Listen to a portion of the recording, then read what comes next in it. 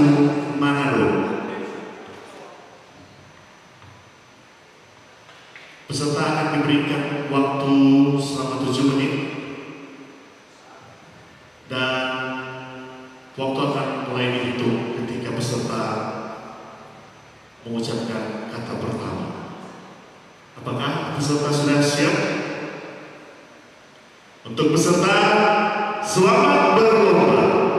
Shalom. Damai hati, shalom.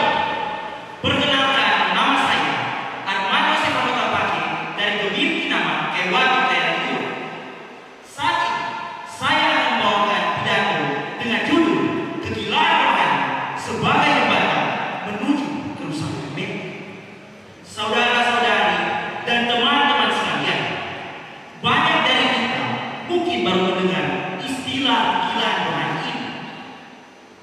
Istilah ini serasa asing di telinga kita, tapi bisa jadi sebenarnya banyak dari kita, baik sadar atau tidak sadar, pernah atau sementara mengalami kegilaan rohani. Apa itu sebenarnya kegilaan rohani?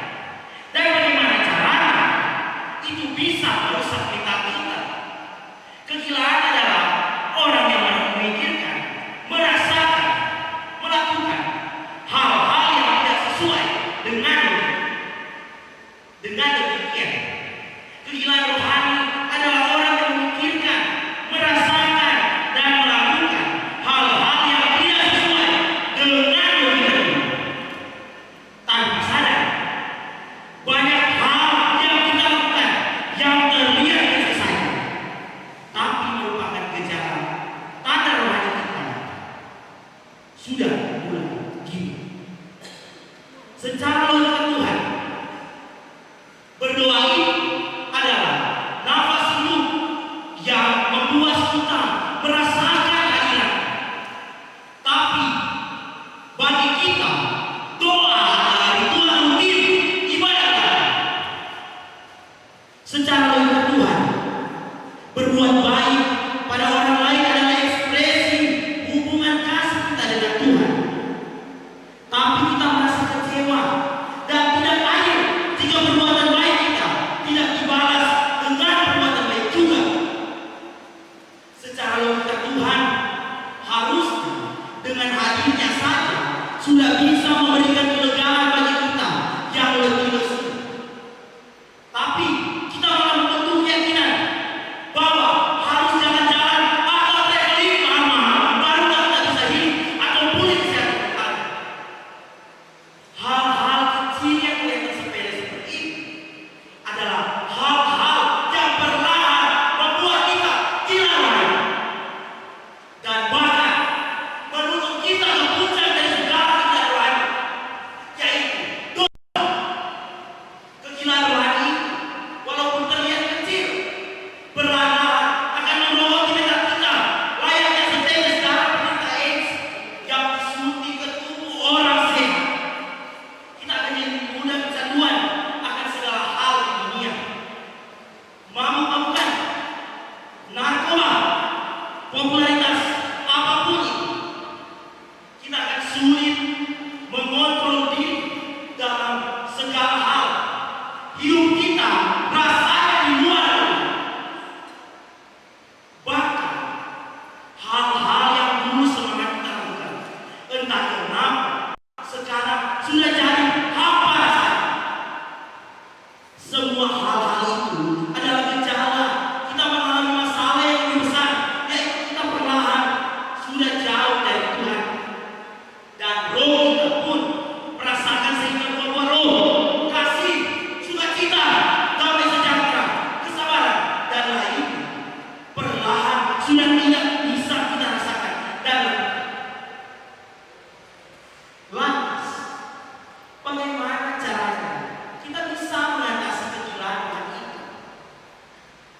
Kebanyakan mungkin akan mengatakan bahwa bersyukur adalah cara efektif agar kita bisa mendekat pada Tuhan.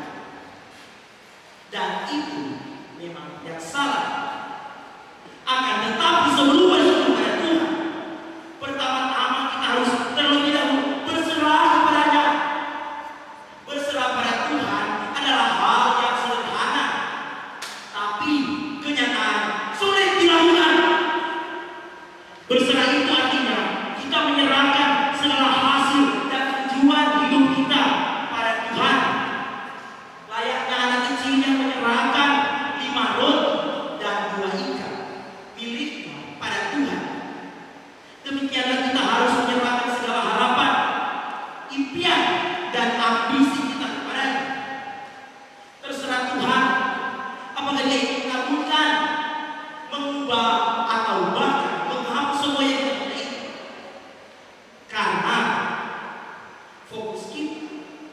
sudah bukan di situ.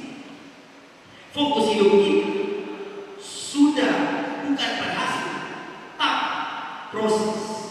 Bagaimana proses menuju hasil tersebut sesuai dengan kehendak Tuhan atau tidak? Orang yang tidak rohani akan berkompromi dengan dosa ketika menjalani selama itu bisa membantu mencapai hasil baik. Orang yang rohani akan menjaga proses hidup sesuai dengan kehendak Tuhan dan berserah akan hasilnya kepada Tuhan. Orang gila rohani akan fokus pada tujuan dan akan makin gila jika itu tidak tercapai.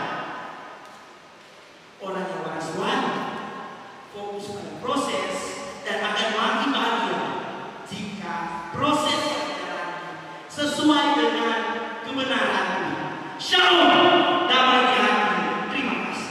Kita berikan tepuk tangan yang paling meriah untuk saudari